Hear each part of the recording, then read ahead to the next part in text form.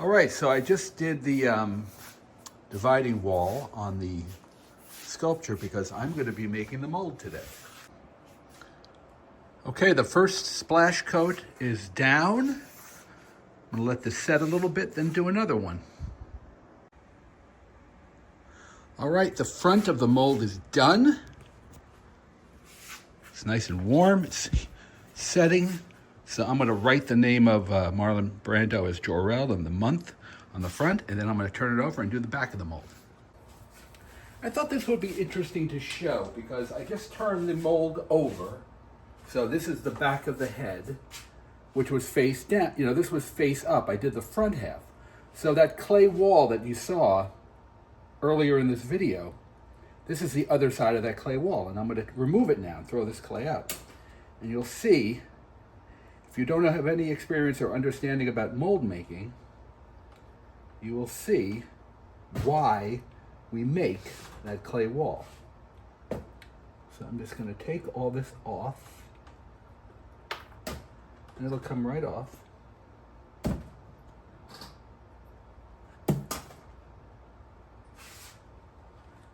And the reason we make that clay wall is because a mold like this is two pieces. It has to be divided in two parts because you can't make a one-piece mold and expect to be able to get a mask out of it with all the undercuts and things like that and clean it out.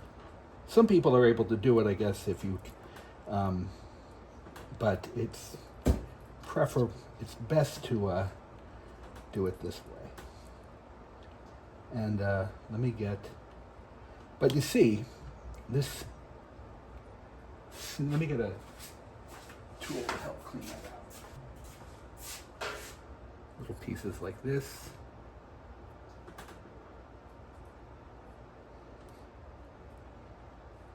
There.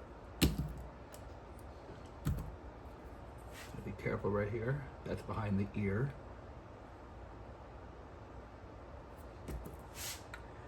And behind the ear over here.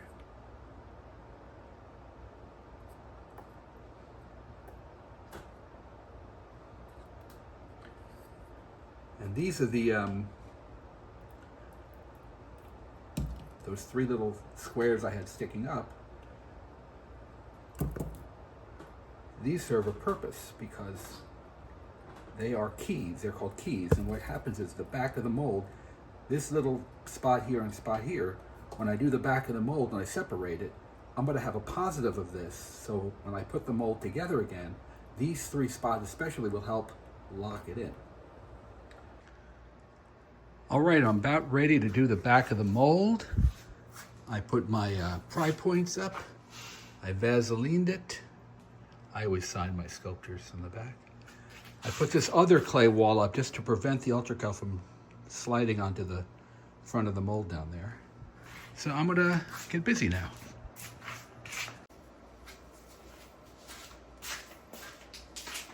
Okay, the back of the mold is done. It's warm. I already wrote Marlon Brando, Jor-El, August 25. It's hot, so I can separate it now. Realized it might be easier to separate it if I stand the mold upright, because I still have to clean some clay out of here. Okay, so now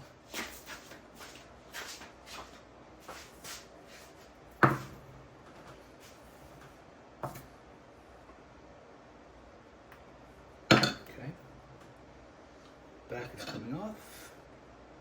Gently remove it and lay it down. Here we go. Back's gonna coming off first because there's no undercuts. The real detail and undercuts and everything. The nose, the mouth, ears are on the front. Okay. Ooh, it's still hot. You always take a mold apart when it's still hot because that way the clay is softer because it's easier to. You don't want to wait till the ultracal's cold because then the clay gets cold. The heat of the ultracal softens the clay and it's easier to separate it when it's soft. All right, the clay has been cleaned out pretty much. There's a lot of residue clay in there, so I'm going to go outside and use the hose and really get these molds clean. And I'm going to clean up that area. All right, I just brought the mold in from outside. I hosed it out, cleaned it out. So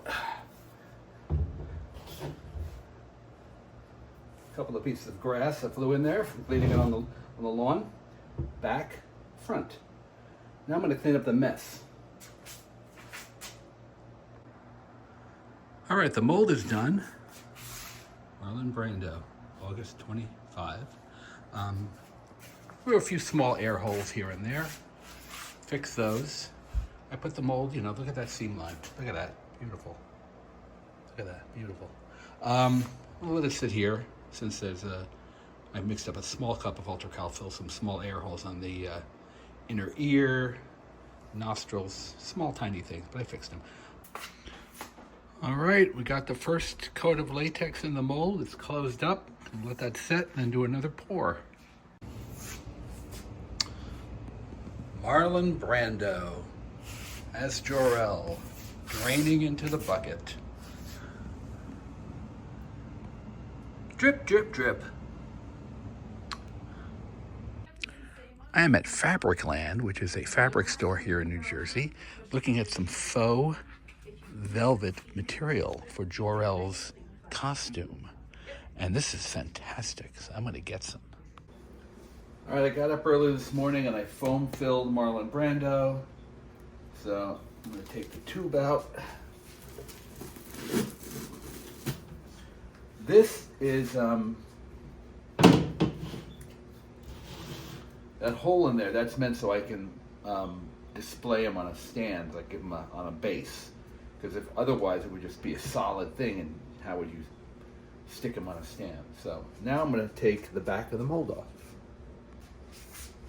All right. Take all the Gorilla Tape off.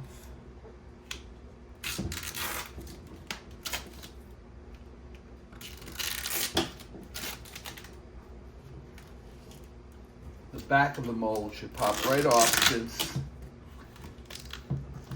all the features on the face are on the front. The back of the mold is the back of the head, which is just literally the back of his head and the back of his ears. There's nothing that's going to keep the mold from being tight on that because there's no undercuts or anything. Loosen that a bit and this should pop right off. He says, it'll come right off. I just got it.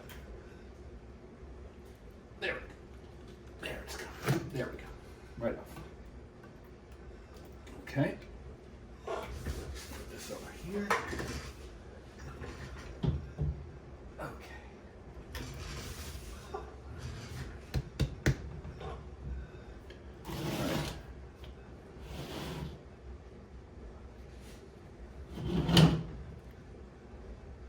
I like to pull gently from different angles so I'm not just putting stress on one spot.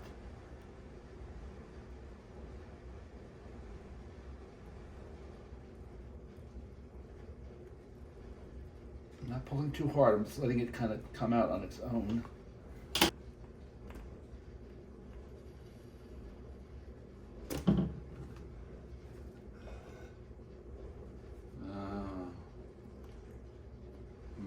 I have to fix that. Well, it's out of the mold. Might need to do a few repairs. Anyway, I will now do those repairs. So on closer inspection, I noticed that the problem I thought I had with the eyes is not actually that bad. There's a little gap here in that eyelid, but I can fix that right over here too. You can see that little gap there. I put some eye blanks in the eye sockets just to keep the shape. So I can fix that easily. So actually, yeah, that's no problem. And there's always sometimes here and there a few issues, but this is a good casting. The ears are nice. I mean, I got to trim all this. I got a nice, I mean, already, look at that seam line already. That's barely anything to have to cut down and clean up. So this one's a little worse, but I can fix that. But anyway, first casting, successful. Looks good to me. Just got to fix a few things, which I'm going to do now. And 5 minutes later, the eyes lids have been fixed because I used Monster Patch and a small brush, and I filled in those spots. And now I'm gonna have to let that dry. That'll take about an hour or so. So, fixed. All right. So I have the box fan running just to dry that Monster Patch on the eyes a little faster so I can get moving on this thing today.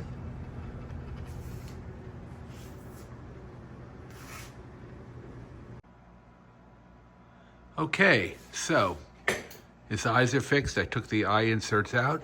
The lids are fixed. I trimmed the seams. I'm not going to worry about the seams up here because it's going to be hair covering. But I trimmed the seams on the neck, on both sides. Again, this is going to be wearing a turtleneck. You're really only going to see this, so whatever. It's fine. I'm not going to bother the seam up here because, again, hair is going to be covered. I'm really excited. This looks really good. First pull. Minor issue with those eyelids that I fixed easily. I don't know how sharp this is going to be. There we go.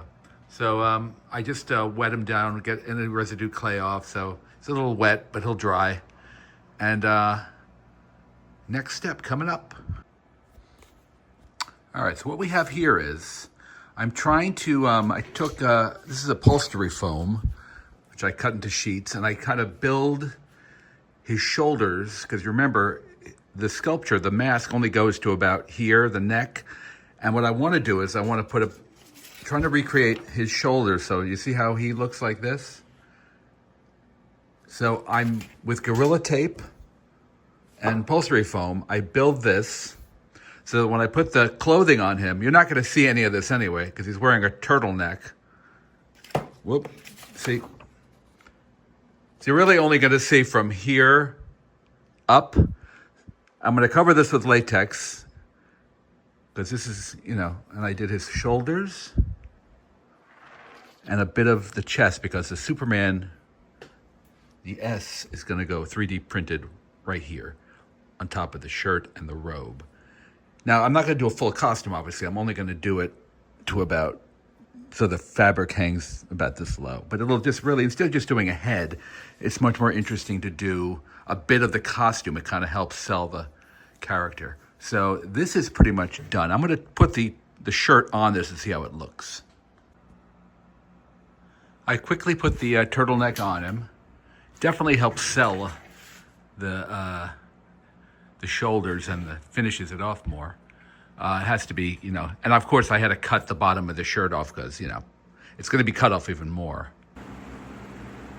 All right, so I painted a bunch of latex over that tape to keep it extra strength, extra strong. Then I let that dry, and as soon as that's dry, I'm gonna, I can start painting this thing. We are pretty much ready to paint here. I am excited. I got all my paints out. I got my reference here of his flesh tone. This is the costume we're gonna emulate though, or at least a bit of it. Anyway, I'm excited to bring this thing to life. I have his eyeballs from Fourth Seal Studios right here. Whoa, blurry. Right here for later. Okay, let's get moving here.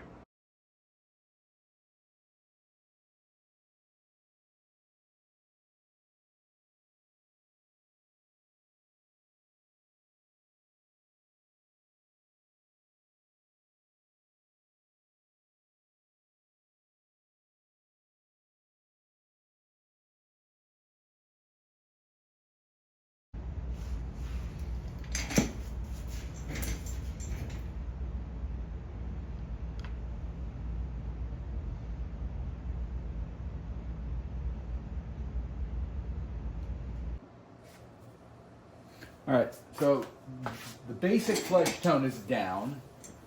What I like to do now is, and there's a reason why I like using Nightshade's paint, is because it's, some paints, when you mix like water or acrylic paints with watered down diluted acrylic paints, sometimes water has an effect on some paints and it breaks down the paint. Nightshade's paint is, that does not occur. So I can do my acrylic technique now, which is raw umber acrylic paint, a little bit of it mixed in with a bunch of water, so it's just really watered down raw umber paint. And what I do is I wait till this is dry, which I use the hairdryer to make sure the basic flesh tone. I have flesh tone, some shadows, some yellow, some red in the cheeks, some blue in the very subtle basic flesh. And what I'm doing now is I'm going to take this raw umber paint. I'm going to paint it liberally over the entire head. I'm just going to glop it on there, and I put cardboard down on the table so it doesn't just, it runs onto the cardboard, doesn't make a big puddle all over the place. I'm not going to really put it where I'm going to put the hair because you're not going to see it. It's mainly on the exposed area, the face, bit of the neck, back of the head, back of the neck, not back of the head, back of the neck, back of the ears. Just going to put it on.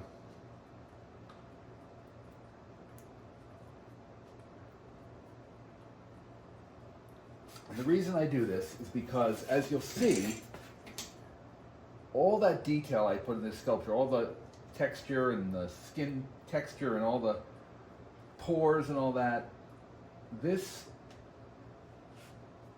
paint,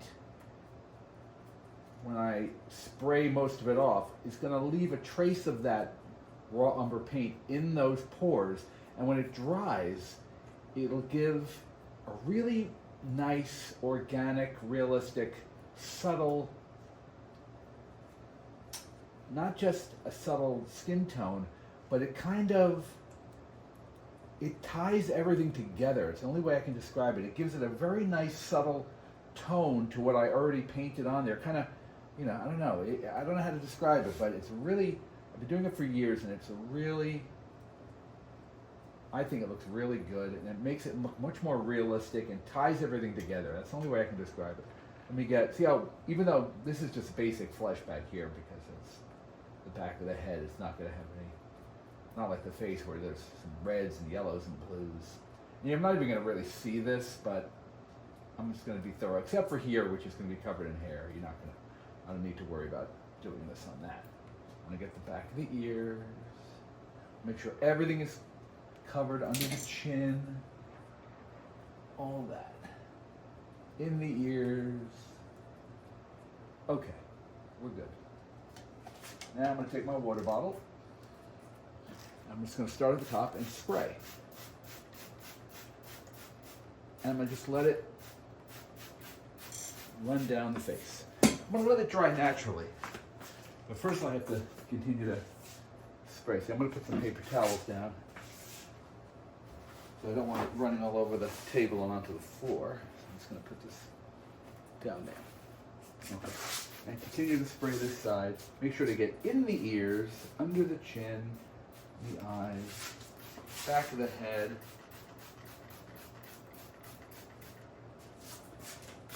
And I'm going to let this dry naturally. And I might actually, depending on when it's dry, how it looks, I might want to repeat the step.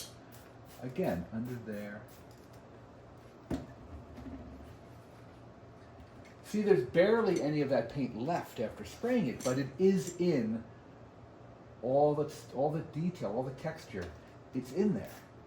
And it's going to dry really not. Oh, don't want to make it look like he's drooling. Okay, I think get a little bit more there, and the eyes.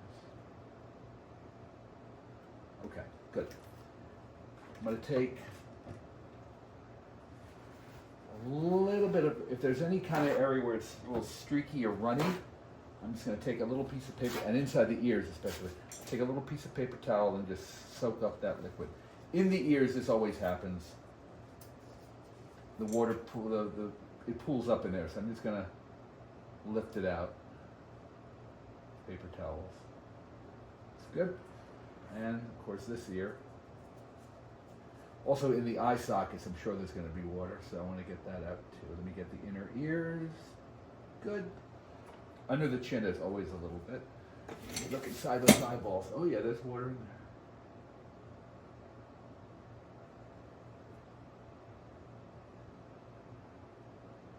there. Just get the big puddles, not, you know, if you get every drip, it'll dry out eventually. It's going to dry pretty quick because it's not really that much water. Looks pretty good. Let me just get over here a little bit of runniness.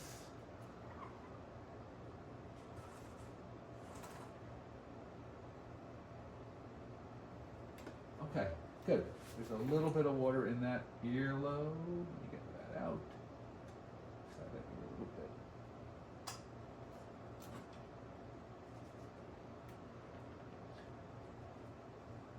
Take a stipple sponge if there's a few spots. Lighten that. Okay. I think we are good. Another reason why I painted latex over the tape is because the water may affect the tape, the Gorilla Tape, even though the stuff is really strong. So coating it with latex before I paint prevents the water from damaging the tape. So it's pretty sturdy. Okay, I'm gonna let this dry naturally. Come back in about a half an hour and see what we got.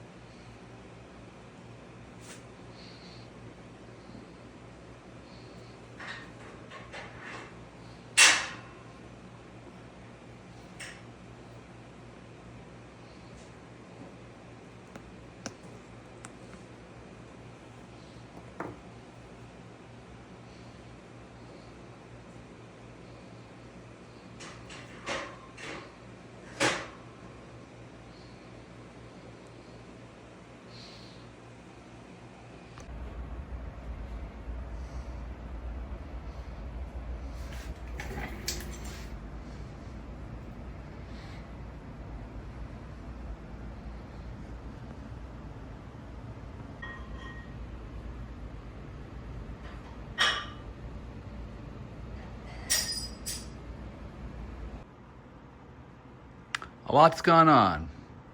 I got a lot of the hair glued on his head. Right now it looks ridiculous because the hair is glued on. It's not styled or cut yet. And of course the hairline is going to be punched. That's why it ends so abruptly and you see all that glue, which is still wet. This glue has to dry overnight. Before I can punch the hairline with needles to really get that hairline really looking good, I have to, this glue has to completely dry, then I have to comb it, style it, get all the extra hair out. It's not going to be as poofy like that. It'll look much more like that. But right now I got to leave this box fan on overnight. But the paint looks really good. The face looks good, but the hair, of course, looks like a clown wig. But that'll all change tomorrow. Okay, here we are so far. He's not done yet, but he's getting there. The hairline still needs to be worked on. I haven't done his hair, his little S-curl there. That has to be done still. His hairline is, the front hairline, the widow's peak, still has more hair to be added, but I need to take a break. He's coming along good so far, I think. This is so much work to do the hair. the entire hairline, I still have to, you know, it's difficult, but it's getting there. All right, we're getting there, getting closer. I gotta take a break. All this hair work is exhausting.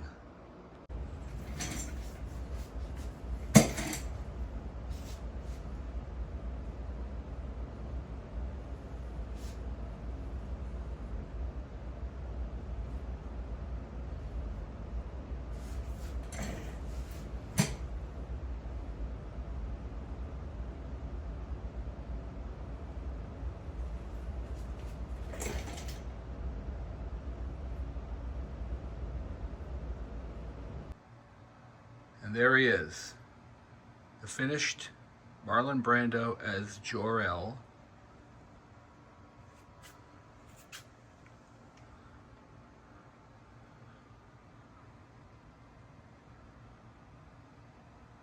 Hope you enjoyed the video.